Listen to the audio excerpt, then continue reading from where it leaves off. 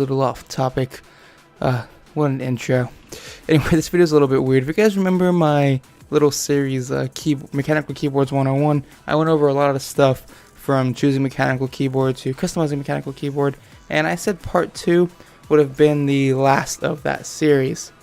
However, I decided to go ahead and continue on my video, so I guess you can call this part 2a, I guess. So this is the actual end. In this video, I will be changing out the LEDs in that Razer Black Widow Tournament Edition. So that keyboard comes with 3 LEDs, one on the very bottom with the Razer logo, another one on the caps lock key, and then another one in the scroll lock key. So in the actual video, I'm only going to be demonstrating myself changing out the Razer logo, because the other two are pretty much the same, except you would stick the LED in through the switch instead of just through the PCB itself. So yeah, let's get going. So before I actually start this video, there's a few tools I'd recommend you have. So this keyboard is kind of a pain to take apart. If you notice on the bottom, there are a few little rubber feet. You can just pull those up. I'd recommend some kind of prying tool. I used my trusty Buck 110 folding pocket knife. But you guys can use pretty much anything from just any sort of flat object. So from there, I'd also recommend some kind of screwdriver for actually taking the keyboard apart. I have this multi-bit ratcheting screwdriver. However, a set of precision screwdrivers or just a Phillips head will work just fine as well. And finally, to actually take the keyboard apart, I would recommend some kind of flat object like a paint scraper, guitar pick, or if you don't mind the plastic on the bottom of your keyboard getting a bit ruined, a knife, which is what I used. I used a knife and an old paint scraper. And so yeah, from there what you're going to do is just take off the rubber feet and start unscrewing it across pattern or however you want to. I guess it doesn't really matter. From there, you're going to go ahead and take your flat prying object and just stick it in between where the 2 pieces of plastic meet, and then just stick it in there and just yank it off. That's it. They're going to hit a couple little connecty bits, and all you got to do there is just pull them apart quite firmly and they'll just pop right off. From there, you can turn the keyboard back over onto its normal sitting position and take off the face of the keyboard. From there, you will be met with the PCB and all the switches and the keycaps and everything. You're gonna go ahead and flip it over onto preferably a soft surface. I didn't put anything down, but you know.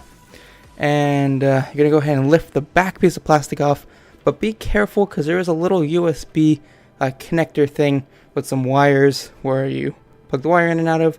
Be careful not to tear any of those wires, but just use your judgment when taking this bit out. From here, I would also recommend taking off all the keycaps. However, that's not necessary. I didn't do that. And if you have anything handy, go ahead and prop the keyboard up a bit. Again, I didn't need to do that because I left the keycaps on, but still. From there, go ahead and identify where the LEDs you want to change out are.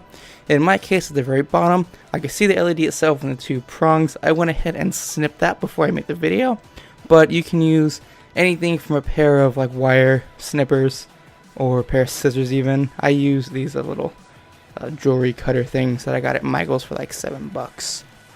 Okay, so from there, this is where your trusty soldering iron comes in. So some tools you would need here obviously is a soldering iron and either a solder sucker or some kind of solder pick. I have both, and of course some solder and flux. I applied my flux in before starting the camera because I'm using, that weird type of, and I'm not using a flux pen, I'm using that weird flux you gotta like dab on with a Q-tip, and it was just a pain to show on camera.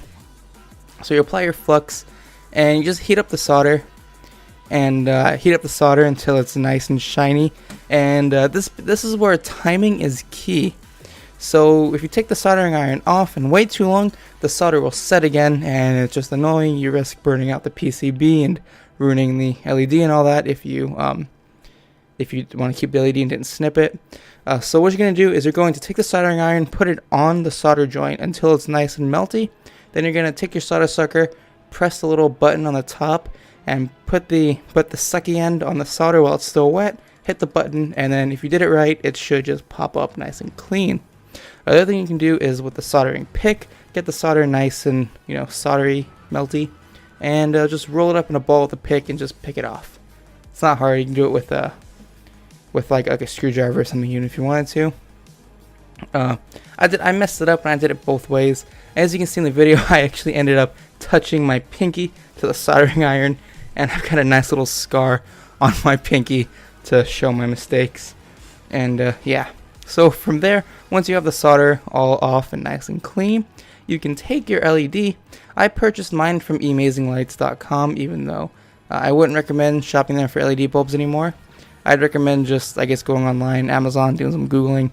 However, it's still a very viable choice for LEDs, as they do have most colors. I opted for a nice frosty pink, however what I got was more of a bluish pink, which is fine. So these, I believe, are polarized. I didn't pay attention to what kind of resistors I need, because I didn't really feel like replacing the resistors, because all the Radio Shacks near me have gone out of business. So yeah, I just used the default ones that were in there, and they seem to work just fine. So what you're going to want to do is find whatever end the LEDs go in. I believe the tall end is positive and the short end is negative. You just stick it through the holes until you find whichever direction it lights up. And you can see it in the video here, a nice little screenshot. So once it's in, you decide what position you want it in. In this case, I needed it coming in from the bottom and bending outwards, so I went ahead and did that. And to solder it back in, what I would typically do, or what a lot of people recommend doing when you're soldering onto a keyboard PCB, is bending the leads a bit so they stay in place while you're soldering. And that's not my favorite way to do things, even though I do believe I did it in the video. What I will typically do is I will have the keyboard propped up for me. I will hold the LED prong and then just put a little solder there so it stays in place on its own. And so that way you're free to solder and then clip the joints or clip the excess leads as you wish. Although I do believe I bent them this time, because I don't think I'm going to be taking these out anytime soon. And this is PCB mounted instead of plate mounted, so it is all good. So you just do whatever method you want to solder it back in. To solder it back in, obviously, you put a little bit of solder on the soldering iron, then you heat up the lead, and then you touch the solder to the lead and the solder sticks, and you're golden. Don't forget to flux it up and all that, and you're all good. So now if you want to go ahead and change out the key LEDs, which I'm not going to do in the video, I didn't record that because it is just a pain. And I did get the wrong size LEDs for that, so I did have to order some new ones, which is a pain. I wound up just taking them out completely because the new LEDs just didn't look right in there. But what you're going to want to do is just unsolder them the same way, find the solder joints, take them out, and then just do the exact same thing you did. You might have to take the switch out completely, and to do that, all you're going to do is find the switch, unsolder it, and then stick the LED through where it goes, and then you're golden. In this case, I believe I was able to just unsolder the LED and pop it through. Although that probably isn't recommended, because I did probably break the lead a bit. Yeah. So there's that. You got your shiny new keyboard. You can put your new keycaps on, make it look all pretty. And there's your custom LED logo or lights or whatever else you decided to put in your keyboard. This project is pretty much good for anybody. This is my very first time soldering, actually. I had a total of 20 minutes practice both soldering and desoldering before I actually took on this project. I would not recommend this to some, other newbies to soldering and customizing keyboards and stuff, because I almost did ruin my keyboard twice, and I'm pretty sure I caused permanent damage to the nerves on my pinky, because I have no feeling in there anymore. So yeah, just take that how you will. If you decide to do it anyway, it's not really a hard project to do. Just I guess watch this video over again or watch other videos on it, and just make sure you don't touch the soldering iron for one, and make sure you don't fry your PCB, which is pretty hard to do. So yeah, my name is Anthony from SteamFirst.com. Thanks for watching this video, and if you guys want more keyboard videos, let me know in the comments, although I'm probably not going to make any more in the near future. And yeah, also be sure to check out our shop for some cool SteamFirst t-shirts, and my live stream on twitch.tv/AnthonyTofu. Other than that, I'll see you guys in the next video.